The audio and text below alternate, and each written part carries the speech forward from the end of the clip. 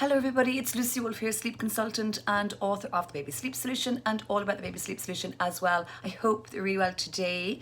Wanted to chat to you a little bit about bedtime routines, and I hear a lot of you asking when is a good time to begin to work on your children's sleep. And generally, although I wouldn't want you to be feeling under any pressure, I think as soon as you feel able in the first, few weeks, maybe after 6 weeks post-birth, it's a really good idea to begin to put a little bit of shape on your day and possibly on your child's sleep as well, because we're always hoping to encourage positive sleep practices from as early as possible, because then as a result you may avoid having unnecessary sleep challenges within your household, although that isn't always the case. However, one of the most important things that you can do with your young baby, as soon as you feel able, and also I like the idea that from 6 weeks onwards your baby starts to respond to social cues, like starting to smile back at you. I always think that's a really good time to begin a pre-sleep ritual, and if you haven't done so already, you can do it at any age and any stage. And I feel that your bedtime routine will ultimately grow with you and your baby as you go through the different ages and stages with them. And for me, a bedtime routine has a number of characteristics that I feel are integral to helping it to serve its true function.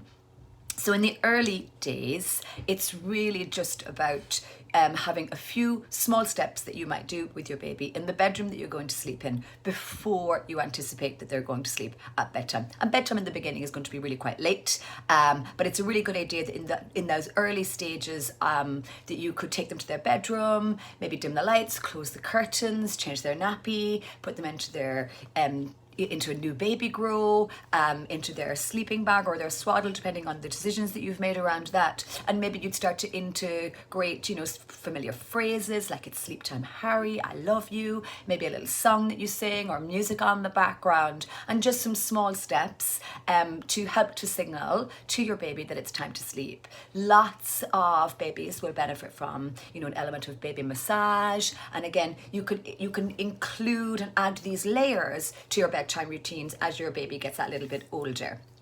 As your baby gets older, I often feel that sometimes the bedtime routine may need to get a little bit longer, again, in order to build what I might describe as being the emotional scaffolding to the preparation or for the preparation of sleep. And so when your baby is 4 months plus, I generally feel your bedtime routine will benefit from having a number of characteristics. So the first one is that we try to get the timing for bedtime as well timed as possible. So again, this is where I might introduce my nap gap dynamic, and I also would suggest that you're trying to get to your baby before they become overtired, so before you see those intense symptoms. And then characteristically, the bedtime routine for me always happens in the bedroom that your baby is going to sleep in. I like the idea that it's at least 20 minutes in duration in the bedroom that your baby is going to sleep in, that the environment is dark, dimly lit really, so that there is a difference between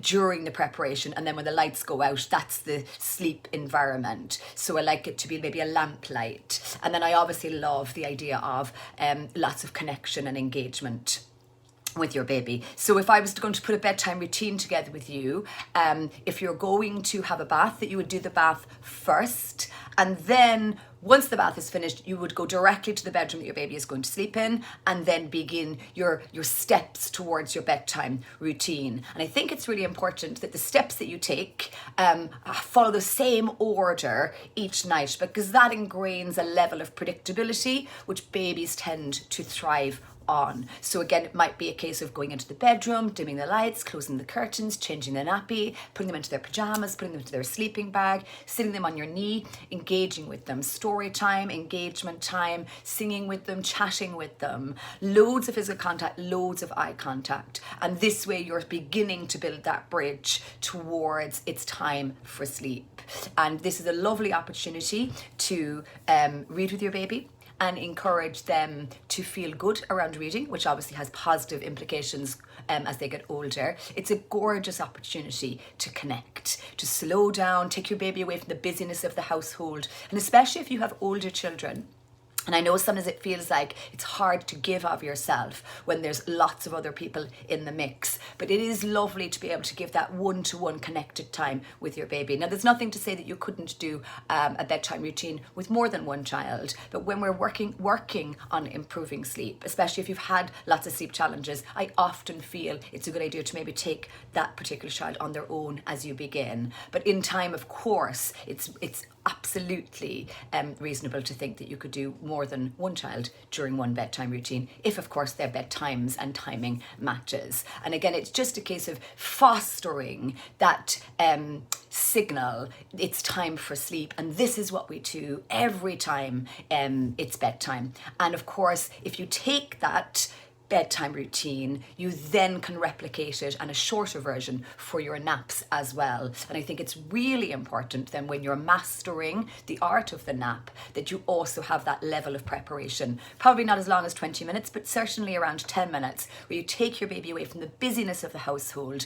and then you also you recreate those familiar steps. So once again your baby starts to go, okay, I get this is what happens to me when it's time to sleep. So I hope that's helpful. I'd love to hear what you have found helpful for your bedtime routine, and look forward to seeing that in the comments below. In the meantime, you can read both of my books. The link is in the bio, and of course there's loads of information on my website, sleepmatters.ie. And I look forward to seeing you here again soon.